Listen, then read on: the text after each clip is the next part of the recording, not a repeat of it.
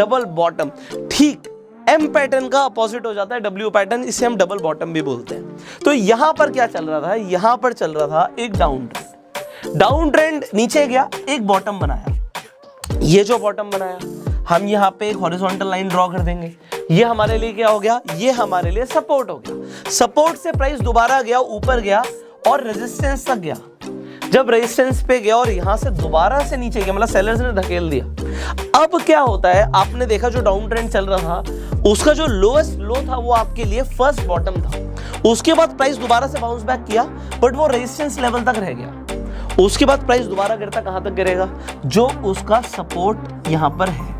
देखो यहां पे एक चीज अंडरस्टैंड करने वाली है, अभी आप डबल बॉटम समझ रहे हैं बट कभी कभी ऐसा होगा कि यहां पे मान लीजिए आपका सपोर्ट 1 है और ये टूट जाता है तो प्राइस नेक्स्ट सपोर्ट तक जाएगा। तो वो आपने प्राइस एक्शन की वीडियोस मेरी ऑलरेडी देखी होंगी तो आपको पता होगा। So this is important. But अगर वो ब्रेक नहीं करता और यहां से सपोर्ट से प्राइस दोबारा बाउंस बैक करता है तो अभी आपको पता है कि प्राइस कहां तक जाएगा, नेक लाइन तक जाएगा। और नेक लाइन को अगर ब्रेक कर जाता है, ब्रेकआउट कर देता है, तो हो सकता है या तो वो रीटेस्ट करने के लिए वापस आए, जैसे कि यहां पर मैंने एग्जांपल के लिए लिया वो रीटेस्ट करने आया, हो सकता है ना भी आए। बट अगर वो रीटेस्ट करने आएगा तो मेरा टारगेट क्या है, बड़ा सिंपल, यहां पे देखिए, यहां पे जो ये डिफरेंस होगा, यहां पे जो पॉइंट्स का डिफरेंस होगा तकरीबन इतना ही मेरा यहां पर टारगेट होगा। और जो मेरा स्टॉप लॉस होगा वो क्या होगा, जो कैंडल ब्रेक करेगी यहां पे, उसका हाई या उसका लो, आपको उसके लो को यहां पर लेकर चलना है और ये आपके लिए स्टॉप लॉस होगा। एंड उसके बाद आपको पता है कि आपका यहाँ पे रिस्क टू रिवॉर्ड रेशियो के हिसाब से आप ट्रेड करेंगे डेफिनेटली।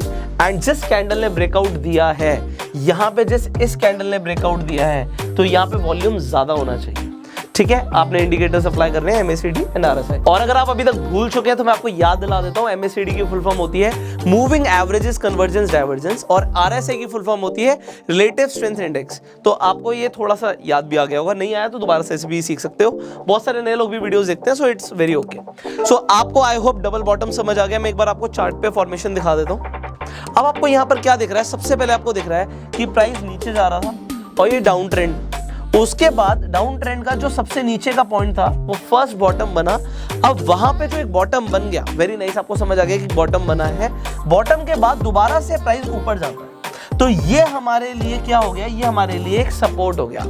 अब यहां से सपोर्ट से बाउंस बैक किया प्राइस और एक जो लेवल तक गया ये हमारा रेजिस्टेंस का लेवल था। अब यहां से प्राइस दोबारा से नीचे आता है, गिरता है, कहां तक जाएगा, ये जाएगा अपने सपोर्ट तक। अब मैंने आपको एक चीज बताई थी कि यहाँ पे 3 से 4% का आपको ऊपर नीचे दिख सकता है, हो सकता है। देखो वो एग्जैक्टली अपने जो उसने पहले लो बनाया था वहां तक पहुंचा ही नहीं है प्राइस, बट उसके अगर 3 से 4% ऊपर नीचे भी चलेगा तो भी उसे हम डबल बॉटम ही बोलेंगे। और उसके बाद प्राइस ऊपर जाता है, कहां तक जाएगा आपको पहले पता है, नेकलाइन तक जाएगा। और अगर उसने नेकलाइन के बाद इस कैंडल ने आपको यहाँ पे ब्रेकआउट दिया, आपको दिखा ब्रेकआउट दिया, उसके बाद आप चाहें तो नेक्स्ट कैंडल से भी एंटर कर सकते हैं। अगर आप इसी कैंडल से एंटर करते हैं तो आपका स्टॉप लॉस क्या होगा, इसी कैंडल का लो।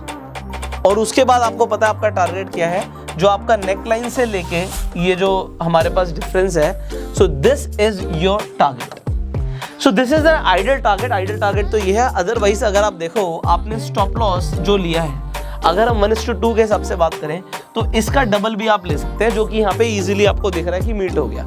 तो 1:2, 1:3 के हिसाब से भी ट्रेड कर सकते हैं और आपको इतना बड़ा भी टारगेट मिल सकता है अचीव करने के लिए। सो ये हमने समझ लिया है डबल बॉटम के बारे में।